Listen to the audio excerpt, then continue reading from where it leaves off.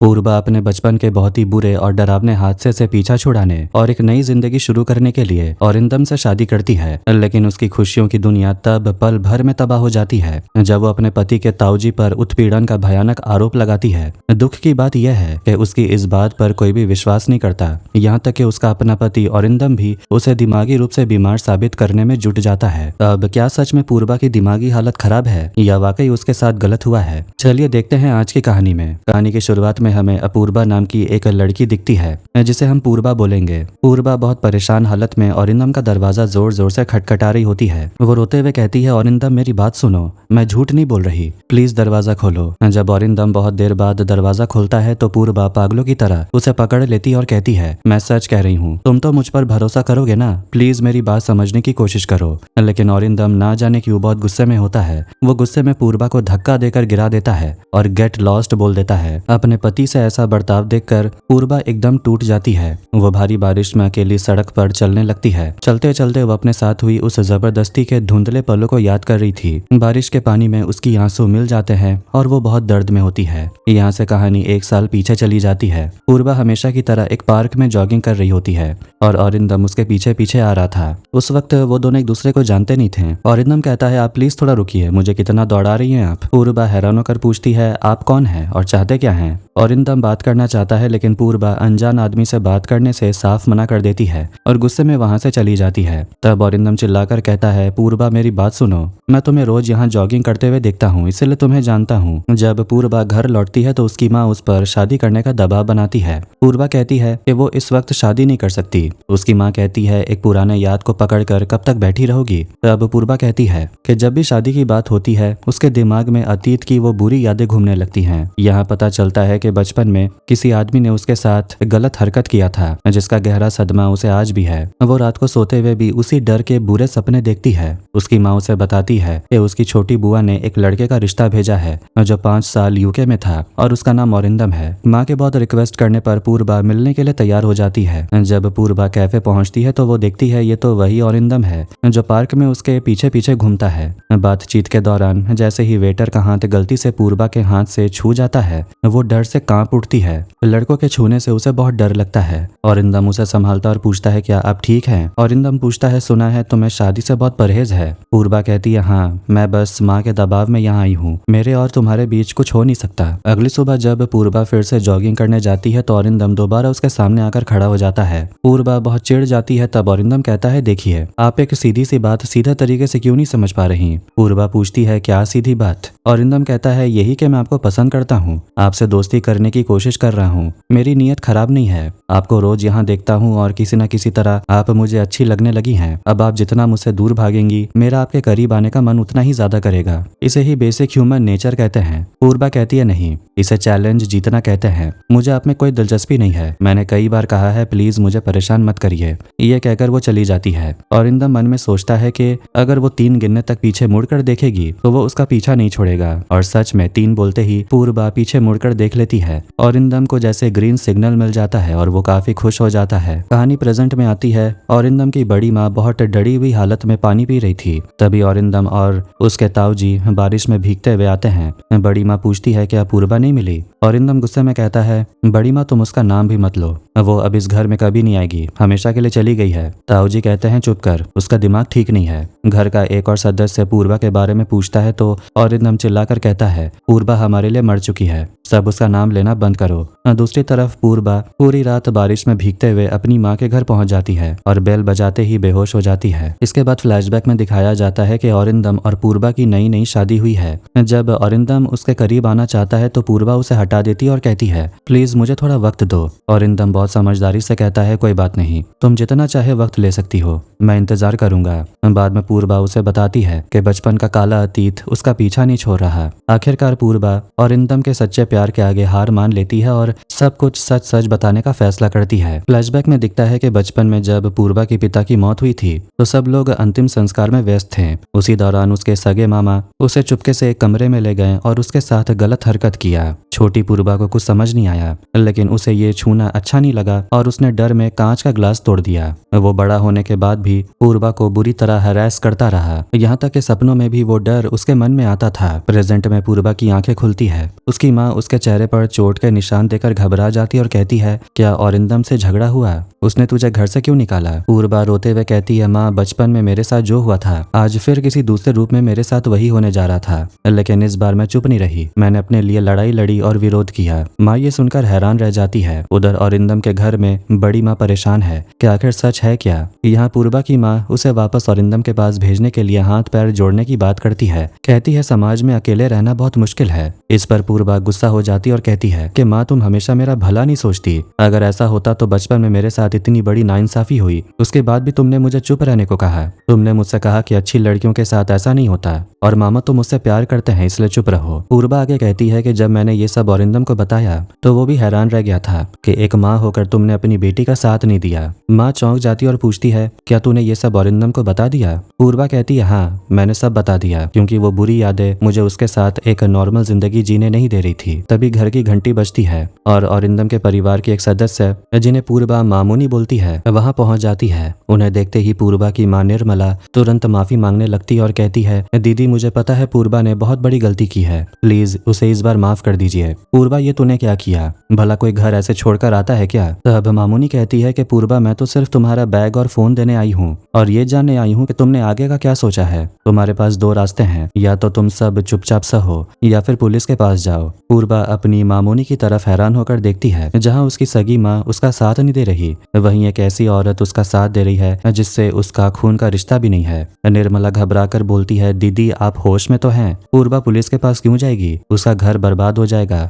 मामूनी शांत रहकर कहती है, निर्मला, मुझे पता है ये तुम्हारे लिए एक झटका है, पर सच जानना तुम्हारे लिए जरूरी है। पूर्वा शायद तुम्हें खुलकर नहीं बता पाई। निर्मला कहती है, मुझे कुछ नहीं सुनना, ये आज ही आपके साथ वापस जाएगी। पूर्वा साफ मना कर देती है, नहीं माँ, मैं वापस नहीं जाऊंगी। मामूनी उसे हौसला देती है और कहती है, तुम सोच समझ कर फैसला करो, मैं तुम्हारे साथ हूँ। इसी बीच पूर्वा की ननद और सहेली आदि का फोन आता है। आदि पूछती है, क्या हुआ पूर्वा? भाई ने अचानक मुझे फोन करके तुरंत घर आने को कहा। क्या तुम दोनों के बीच झगड़ा हुआ है? तुम्हें याद है ना, शादी से पहले मैंने ही कहा था तुम दोनों के झगड़े में मैं हमेशा तुम्हारी तरफ रहूंगी। पूर्वा बस मुस्कुराकर फोन रख देती है। उसकी मां निर्मला फिर उसे समझाती है कि अगर जरूरत पड़े तो वो दोनों अलग घर बसा लें, पर अपनी जिंदगी को उजाड़े नहीं। कहानी फ्लैशबैक में जाती है। शादी के तुरंत बाद मामूनी ने औरिंदम को अलग घर लेने की सलाह दी थी, क्योंकि उन्हें शायद घर के माहौल का अंदाजा था और वो चाहती थी कि दोनों खुश रहें। लेकिन औरिंदम इसके खिलाफ था, क्योंकि वो विदेश से अपने परिवार के साथ रहने के लिए ही वापस आया था। जब औरिंदम ने पूर्वा से पूछा कि क्या उसे अलग रहने के लिए स्पेस चाहिए, तो पूर्वा ने भी मना कर दिया था। कहानी प्रेजेंट में आती है। जब आदि को सब पता चलता है तो वो कहती है, क्या पूर्वा का दिमाग खराब हो गया है? औरिंदम गुस्से में पूर्वा को बुरा भला कहता और बोलता है, हाँ, उसी के वजह से मैं आज घर में मुंह छुपाकर घूम रहा हूँ। मैंने इंसान पहचानने में गलती की। वो हमेशा अलग रहने की बात करती थी और जब मैं नहीं माना तो उसने इतना गंदा नाटक रचा। वो एक घटिया लड़की है। तभी वहां मामूनी को आते देख वो दोनों चुप हो जाते हैं। इसके बाद कहानी एक बार फिर फ्लैशबैक में उस भयानक रात को दिखाती है। पूर्वा अपने कमरे में सो रही थी। तभी उसके ताऊजी दबे पैर कमरे में आते हैं और उसे गलत तरीके से छूने की कोशिश करते हैं। पूर्वा डर कर झटके से उठ जाती है और उन्हें तुरंत बाहर जाने को बोलती है। वो याद करती है कि जब वो नई दुल्हन बनकर आई थी तब भी कोई उसके कमरे की तरफ झांकता था। खिड़की की कुंडी भी टूटी हुई थी। जब उसने ये बात औरिंदम को बताई कि कपड़े बदलते समय उसे किसी के झांकने का एहसास हुआ, तो औरिंदम ने इस बात को मजाक में उड़ा दिया और कहा, छी, हमारे घर में भला ऐसा कौन करेगा? तुम्हें कोई गलतफहमी हुई होगी। औरिंदम ने उसकी बात पर बिल्कुल ध्यान नहीं दिया था। इस वजह से आज ताऊजी की हिम्मत इतनी बढ़ गई थी। पूर्वा उस वक्त चुप हो जाती है। इसके बाद दिखाया जाता है कि औरिंदम और पूर्वा साथ में नाइट वॉक पर जाते हैं। वो जब भी वक्त मिलता था एक दूसरे के साथ समय बिताते थे। दोनों की जिंदगी बहुत अच्छी और खुशहाल चल रही थी। पूर्वा भी धीरे धीरे औरिंदम के प्यार में और साथ की वजह से अपने बचपन के काले अतीत से बाहर आ रही थी। वो अब बहुत ज्यादा हंसमुख रहने लगी थी और पुरानी डरावनी यादों से अब परेशान नहीं होती थी। इसी बीच एक रात पूर्वा काम से देर से घर लौटती है। वो फ्रिज से पानी का जग निकालती है। उसे लगता है वो घर में अकेली है, पर असल में उस कमरे में कोई और भी छुपा हुआ था। कहानी प्रेजेंट में आती है। पूर्वा तैयार होकर पुलिस स्टेशन जाने लगती है, पर उसकी मां निर्मला उसे रोकती है और कहती है, तू कहीं नहीं जाएगी, चुपचाप घर पर बैठ। जब पूर्वा नहीं मानती तो निर्मला उसे एक जोरदार थप्पड़ मार देती है और गुस्से में कहती है, तू थाने जाकर क्या कहेगी? ये तेरे ससुर ताऊजी ने तेरे साथ गलत किया। औरिंदम उन्हें अब अपने पिता की तरह मानता है, वो तेरी ये बकवास कभी बर्दाश्त नहीं करेगा। तू अपने हाथों अपना घर क्यों उजाड़ रही है? पूर्वा रोते हुए कहती है, माँ अब तो तुम चुप हो जाओ। बचपन में तुमने ये कहकर मेरा मुंह बंद कराया था कि अगर मामा का नाम लिया तो लोग मुझे ही गंदी लड़की समझेंगे, और आज तुम औरिंदम के ताऊजी के लिए मुझे चुप रहने के लिए बोल रही हो। तुम कितनी बार मुझे चुप कराओगी? निर्मला कहती है, तेरा दिमाग खराब हो गया है, तुझे फिर से काउंसलिंग की जरूरत है। पूर्वा जवाब देती है, तुम्हारे भाई जैसा एक और घटिया आदमी औरिंदम के ताऊजी के रूप में मेरी जिंदगी में वापस आया है। इस बार मैं चुप नहीं रहूंगी, मैं अपने लिए लड़ूंगी और समाज में उन सब लड़कियों के लिए भी लड़ूंगी जो घर के इज्जत के नाम पर सब कुछ चुपचाप सह लेती हैं। दूसरी तरफ औरिंदम अपनी माँ पर काफी गुस्सा हो रहा होता है कि वो पूर्वा के घर क्यों गई थी। औरिंदम कहता है, ये सब पूर्वा की चाल है माँ, वो अलग रहने के लिए ये सब नाटक कर रही है। उसकी बहन आदि भी कहती है, हाँ माँ, वो कभी बड़े परिवार में नहीं रही, इसीलिए उसे साथ में रहना आता नहीं,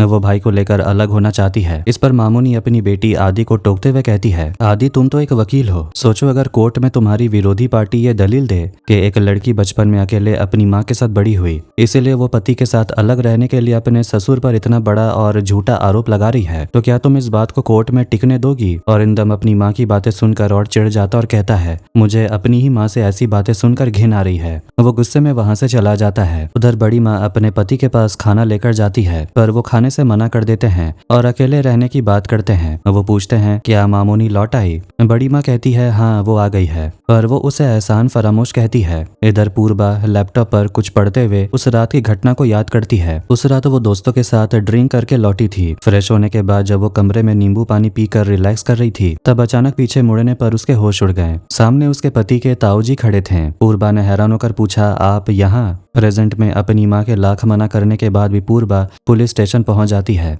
वहां लेडी ऑफिसर सुकन्या उसकी पूरी बात सुनती और कहती है, आप थोड़ा वक्त लीजिए और आराम से याद करके बताइए कि उस रात क्या क्या हुआ था। फ्लैशबैक में दिखाया जाता है कि उस रात घर के बाकी लोग कहीं बाहर गए हुए थे, पर ताऊजी घर पर ही थे। पूर्वा उन्हें देखकर चौंक गई थी और पूछा था, आप घर पर ही हैं, आप बाहर नहीं गए? ताऊजी ने बहुत ही अजीब तरीके से जवाब दिया था, नहीं मैं नहीं गया, मेरी तबीयत ठीक नहीं लग रही थी, इसीलिए मैं यहीं रुक गया। ताऊजी की नीयत उस वक्त बहुत साफ दिख रही थी कि वो घर में अकेले रहने का फायदा उठाना चाहते थे। पूर्वा ताऊजी से पूछती है, तो आप यहाँ क्या कर रहे हैं? अपने कमरे में जाइए, और वैसे भी आपने घर की सारी लाइटें क्यों बंद कर रखी हैं, ताकि ऐसा लगे कि घर में कोई नहीं है। ताऊजी बहाना बनाते हुए कहते हैं, नहीं नहीं ऐसा क्यों, मैंने कहा ना कि मेरी तबीयत ठीक नहीं है, इसलिए मैं लेटा हुआ था। पूर्वा चिढ़कर कहती है, तो अभी आप यहाँ क्यों खड़े हैं? अपने कमरे में जाइए और आराम कीजिए। ताऊजी कहता है, पूर्वा मैं तुमसे कुछ बात करना चाहता हूँ, हमारे बीच जो गलतफहमी हुई थी वो मुझे बहुत तकलीफ दे रही है, चलो बात करके इसे सुलझा लेते हैं। पूर्वा कहती है, ठीक है आप बाहर जाइए, जब सब लोग आ जाएंगे तब बात होगी। ताऊजी फिर कहते हैं, तुम मेरे बारे में गलत सोच रही हो, इसी वजह से तुमने औरिंदम को यहाँ से ट्रांसफर लेने को कहा था।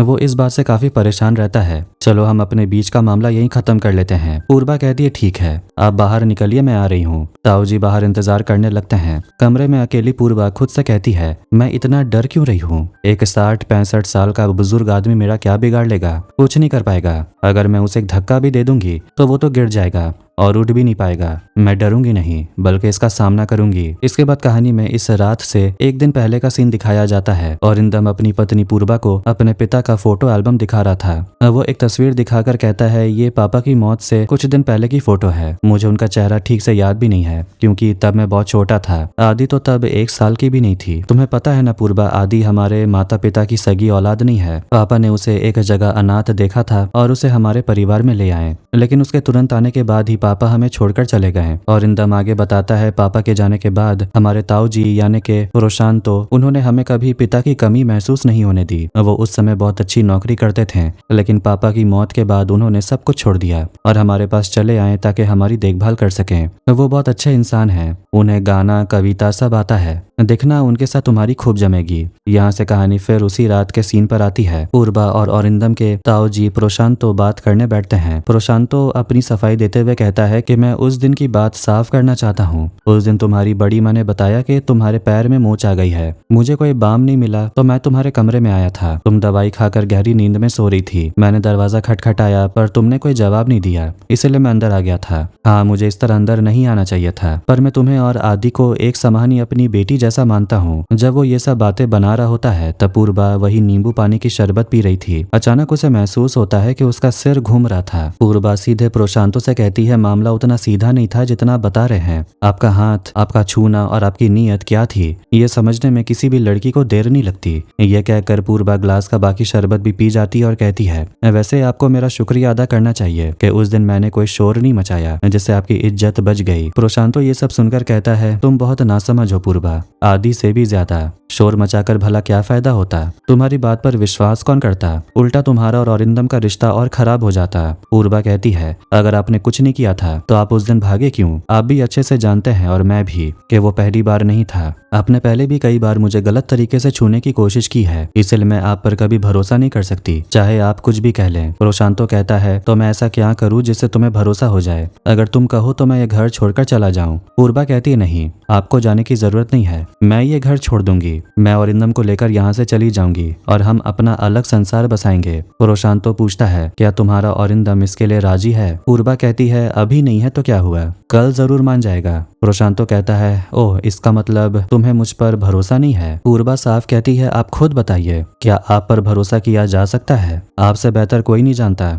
कि आप कितने गिरे हुए इंसान हैं। सिर्फ इसीलिए कि अरिंदम आपसे बहुत प्यार करता है और आपको पिता मानता है, मैं चुप हूँ। अगर उसे आपकी काली सच्चाई का पता चला तो वो टूट जाएगा। सिर्फ उसकी खातिर मैंने अब तक आपका मुखौटा सबके सामने उतारा नहीं है। ये सुनकर प्रशांतो नाटक करते हुए कहता है, ठीक है, अगर मुझसे इतना ही दिक्कत है तो मैं तुम्हारी बड़ी माँ को लेकर कहीं और शिफ्ट हो जाऊंगा, पर मेरी तुमसे गुजारिश है कि तुम अरिंदम को लेकर कहीं मत जाओ। हमारी कोई औलाद नहीं है, अरिंदम और आदि ही हमारे बच्चे जैसे हैं। भाई की मौत के बाद मैंने उन्हें पाला है। देखो, तुम्हारे पिता की भी तो मौत हुई थी ना, वो कितना दर्दनाक रहा होगा। पिता की मौत का नाम सुनते ही पूर्वा को अपने बचपन का वो दिन याद आ जाता है जब उसके पिता की मौत पर उसके मामा ने उसके साथ गलत हरकत की थी। ये बात उसे मानसिक रूप से बहुत ज्यादा ट्रिगर करने लगती है। पूर्वा घबराकर कहती है, मुझे आपसे कोई बात नहीं करनी। वो जाने लगती है पर तभी उसका सिर घूम जाता है और वो गिरने लगती है। प्रशांतो उसे पकड़ने की कोशिश करता है पर पूर्वा उसे खुद को छूने नहीं देती और पूरी ताकत से खुद को संभालने की कोशिश करती है। प्रेजेंट में पुलिस ऑफिसर सुकन्या ये सब सुनकर पूर्वा से पूछती है, वो कौन सा ड्रिंक था, क्या उसके स्वाद में कोई बदलाव था?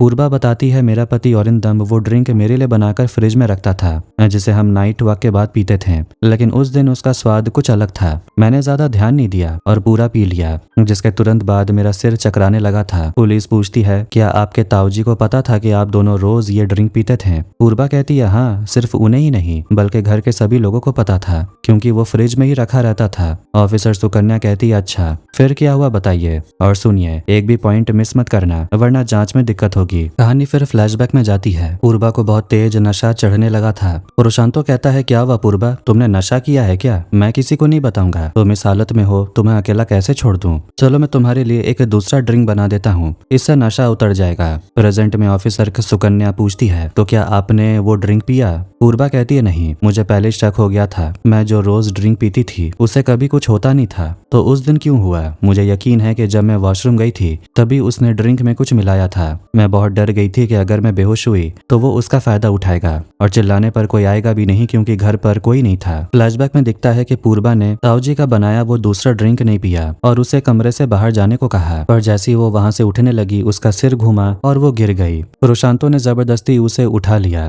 प्रेजेंट में अरिंदम और आदि अपनी माँ मामूनी से लड़ रहे थे कि वो पूर्वा का साथ क्यों दे रही है। उसकी माँ कहती है, मुझे जो सही लगा मैंने वही किया, मैं तुम दोनों को कोई सफाई देने के लिए मजबूर नहीं हूँ। अरिंदम गुस्से में चला जाता है। आदि कहती है कि माँ, तुम ऐसी बातें क्यों कर रही हो, तुम पूर्वा के लिए इतनी हमदर्दी क्यों दिखा रही हो? तब उसकी माँ चुप हो जाती है। उनके चेहरे पर साफ लग रहा था कि अतीत में कभी न कभी उनके साथ भी इस घर में यही सब हुआ था। फ्लैशबैक में दिखता है कि प्रशांतो जबरदस्ती पूर्वा को कमरे में लाया और उसके साथ जोर जबरदस्ती करने लगा। पूर्वा लगातार चिल्ला रही थी। तभी अचानक घर की घंटी बजी। घंटी सुनते ही पूर्वा को हिम्मत मिलती और वो अपनी पूरी ताकत से प्रशांतो को धक्का देकर वहां से भाग जाती है। प्रेजेंट में पुलिस अरिंदम के घर पहुंचती है और वो कहती है कि पूर्वा ने प्रशांतो के खिलाफ शारीरिक उत्पीड़न का केस दर्ज कराया है, इसलिए उन्हें थाने चलना होगा। इसके बाद कहानी फिर फ्लैशबैक में शादी के शुरुआती दिनों में जाती है। पूर्वा सुबह सुबह अरिंदम और ताऊजी को खुश देखकर अपनी सास मामूनी से कहती है, ताऊजी को देखकर कितना अच्छा लगता है ना, ऐसा पिता हर किसी को मिलना चाहिए।